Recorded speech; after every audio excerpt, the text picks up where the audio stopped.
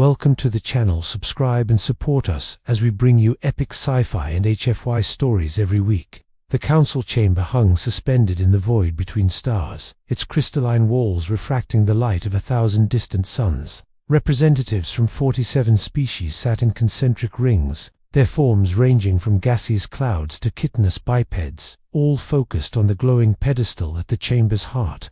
The ancient script floated there, each symbol pulsing with soft amber light, a message left by the precursors who had seeded life across the galaxy 10 million years ago. The Velcrin ambassador slithered forward first, confidence radiating from its six-eyed face. Its species had mastered quantum linguistics, decoding 17 dead languages in the past century alone. The chamber fell silent as holographic projections burst from its translator device, mathematical equations cascading through the air.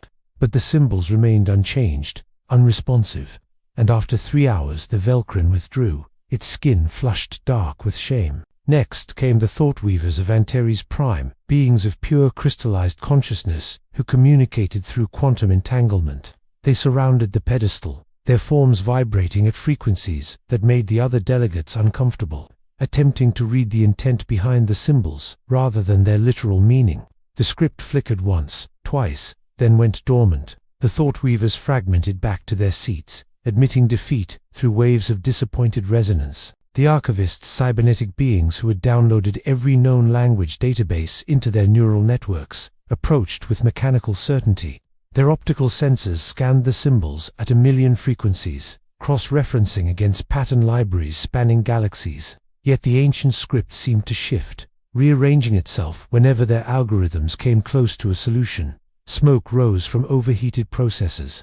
One archivist's head unit exploded in a shower of sparks, and they retreated in calculated confusion. Wave after wave of species tried and failed. The harmonics sang linguistic patterns in 12-part harmonies. The phase dancers manipulated probability fields to glimpse alternate translations. The memory eaters consumed historical records dating back eons. Each failure added weight to the silence, a mounting tension that pressed against the chamber walls. The test had stood for 3 galactic cycles, and no one had come close to passing. Ambassador Kelthus, the trial's administrator, extended one of his many tentacles toward the final seat in the outer ring. His voice carried the weight of ceremony through the universal translator. The council recognizes Earth's representative.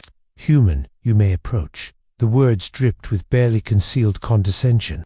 Humanity had only joined the galactic community 2 years ago. Still primitive by cosmic standards, the humans stood, and delegates turned with curiosity mixed with pity. She was unremarkable by their standards: no scales, no telepathy, no built-in weapon systems. She wore simple grey attire and carried nothing but a small leather bag. As she walked to the pedestal, several ambassadors exchanged knowing glances. This would be quick. Humans were known for their crude technological achievements and emotional decision-making, hardly suited for academic challenges. She stopped before the glowing symbols and tilted her head, studying them with eyes that showed neither fear nor awe.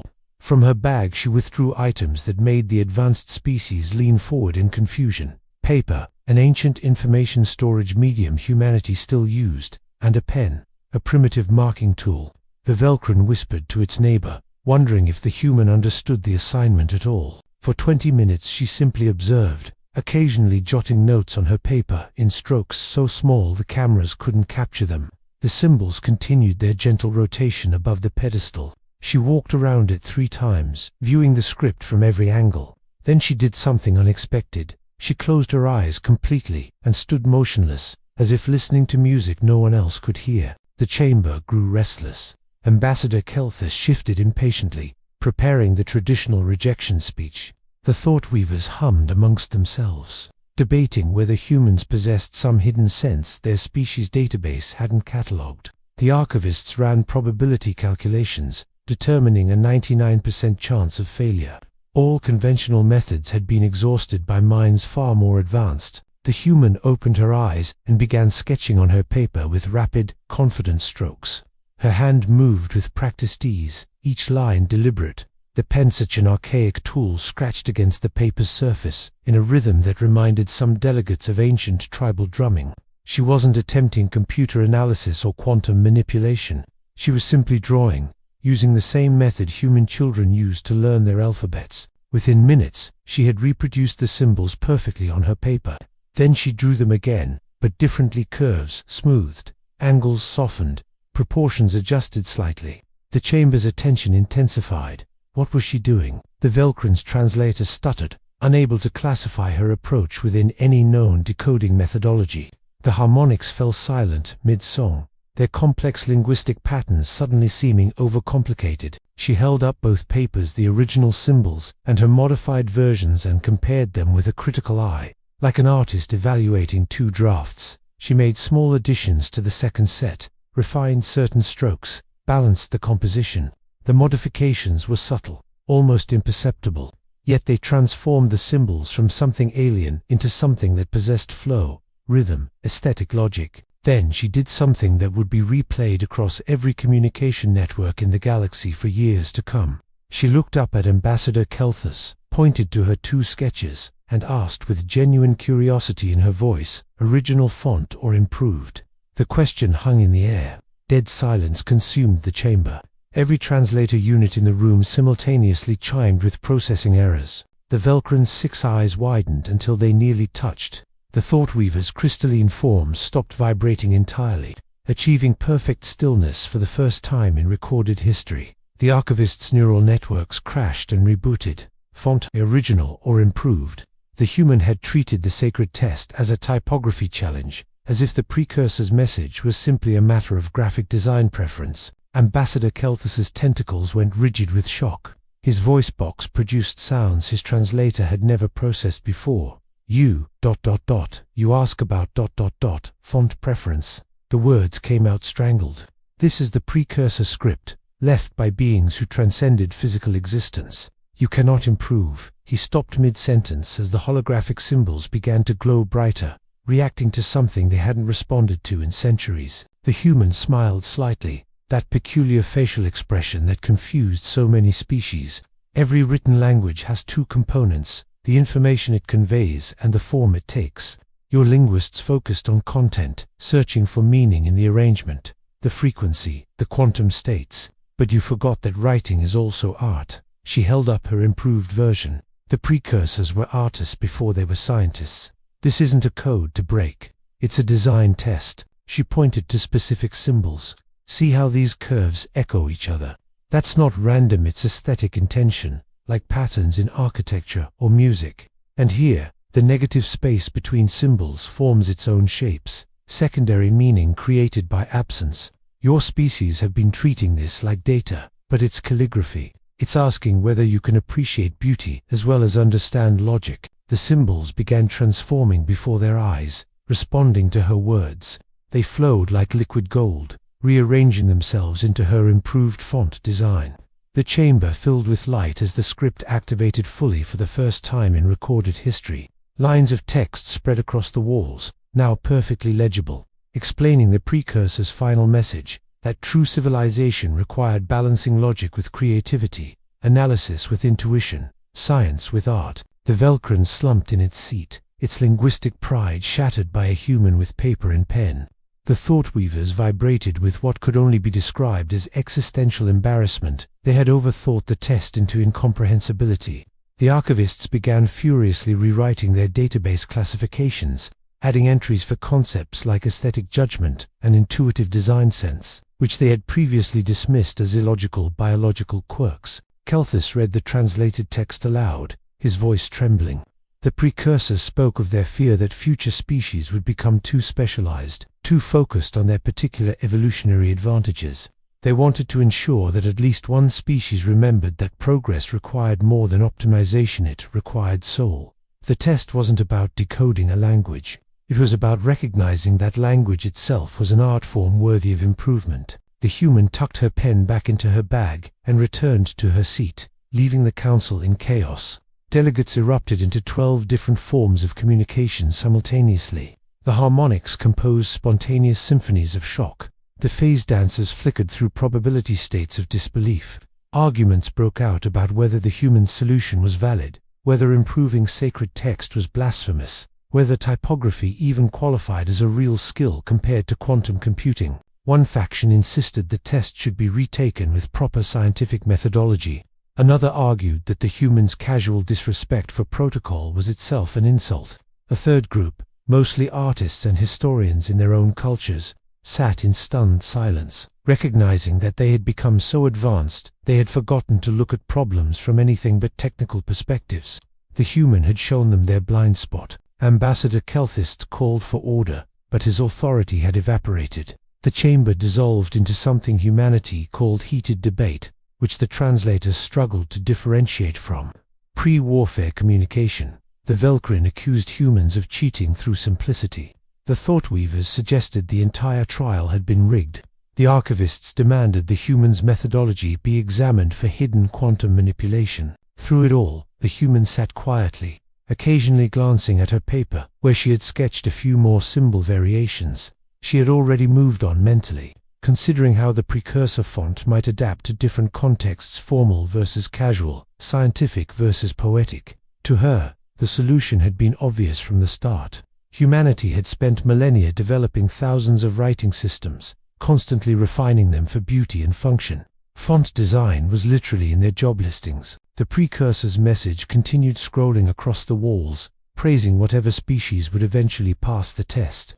They spoke of their hope that such a civilization would help guide others toward balance, teaching logic-focused species about creativity and chaos-driven species about structure.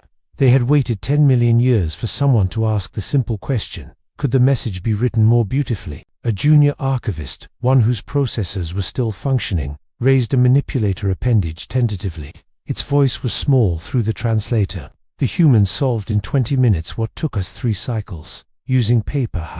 The question silenced the arguments. 46 species turned to stare at the human, who shrugged, that peculiar shoulder movement that conveyed so much meaning. "We've always been good at making things prettier," she said simply. "When we invented writing, we immediately started decorating it. Cave paintings, hieroglyphics, illuminated manuscripts, typography, graphic design. We've never stopped refining how information looks. You all developed languages for pure efficiency, but we developed ours for efficiency and beauty. We care about the difference between Helvetica and Times New Roman." The Velkrin's translator finally gave up entirely and displayed an error message. The concepts the human was explaining: aesthetic preference as survival advantage, form as important as function, beauty as a valid engineering concern. These weren't in its database. Across the chamber, similar breakdowns occurred. Species whose languages had evolved purely for information transfer couldn't process the idea that how something was written mattered as much as what it said. An elderly Thoughtweaver, one who had studied ancient civilizations, finally resonated with understanding. It projected images of early galactic species, their first writings, crude but decorated with patterns and flourishes. Then later writings, streamlined, optimized, aesthetically sterile. Somewhere in their evolution toward efficiency, most species had pruned away the artistic impulse. Humanity hadn't. They had kept it, cultivated it, made entire careers around it. The debate shifted. Some delegates began arguing that humans should be given greater authority in cultural matters. Others insisted this was a fluke, that passing one test didn't prove overall superiority. The Harmonics suggested forming a coalition to study human artistic development. The phase dancers wanted access to Earth's museums. Within an hour, 3 different species had formally requested cultural exchange programs. Clithus finally managed to restore order, though his composure was thoroughly shattered. He formally declared humanity had passed the trial, his tentacles forming the gesture of reluctant respect. The chamber erupted again, but this time with applause in 47 different formats: clicks, whistles, light pulses, gravity waves, and sounds that defied translation. The humans stood and bowed slightly, acknowledging the recognition. As the session ended and delegates filed out, many approached the human with questions. How had she known to focus on aesthetics? Had she undergone special training? Did all humans possess this ability? She answered patiently, explaining that yes, most humans could tell good design from bad, that they learned it from childhood through exposure to art, advertising, architecture, interface design. The archivists requested copies of humanity's design history. The Velkrin asked for reading recommendations on typography. The Thoughtweavers wanted to commission human artists to redesign their communication protocols. Within days, human graphic designers would be the most sought-after consultants in the galaxy.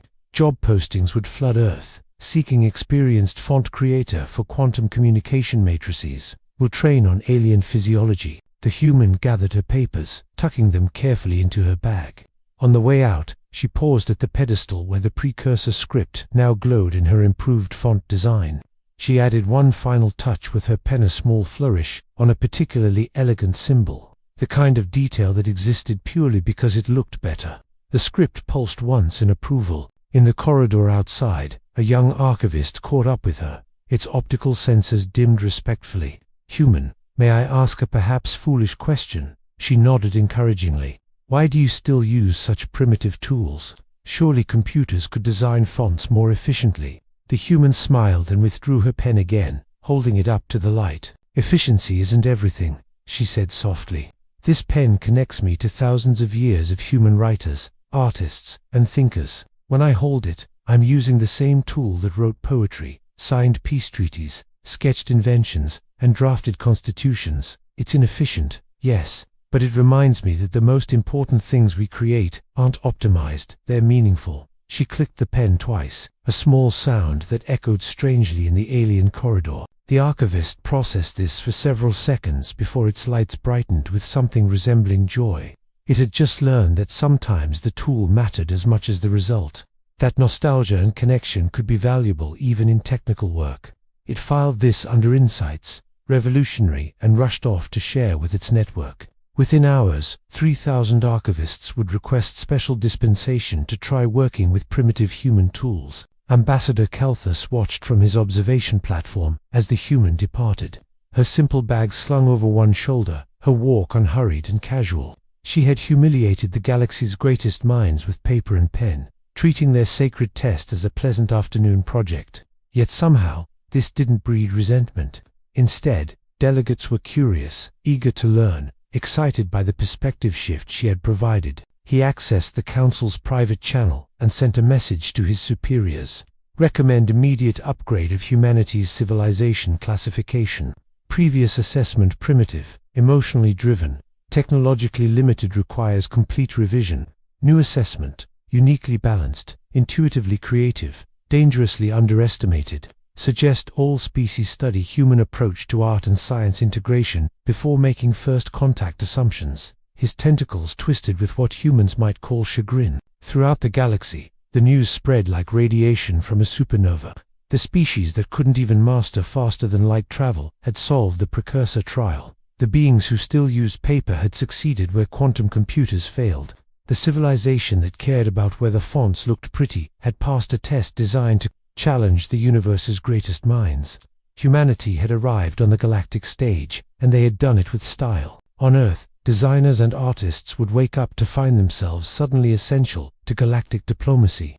Typography professors would be recruited for alien translation projects. Calligraphers would consult on interstellar treaty formatting. Humanity's obsessive attention to how things looked, often mocked by efficiency-focused species, had become their greatest diplomatic asset. The pen, it turned out, was mightier than the quantum processor. The human reached her ship and paused at the airlock, looking back at the council chamber floating serenely against the stars. She knew this would change everything, that humanity would face new expectations, new responsibilities, possibly new jealousies. But for now, she allowed herself a moment of satisfaction. Sometimes, all the universe needed was someone to ask the obvious question everyone else was too sophisticated to consider. As her ship departed, the Precursor script continued, glowing in the council chamber, its improved font now standardized across the galaxy's communication networks. Future species would learn to write using the human's design, though most would never know its origin story. The symbols flowed with elegance, balancing form and function, beauty and clarity, a permanent reminder that civilization required more than logic alone. When logic fails, creativity prevails. This was humanity's gift to the stars, the understanding that sometimes the most advanced solution is the simplest one, that art and science are not opposites but partners, and that asking whether something could be prettier is not a childish question but a profound one. The galaxy would never underestimate the species with pens again.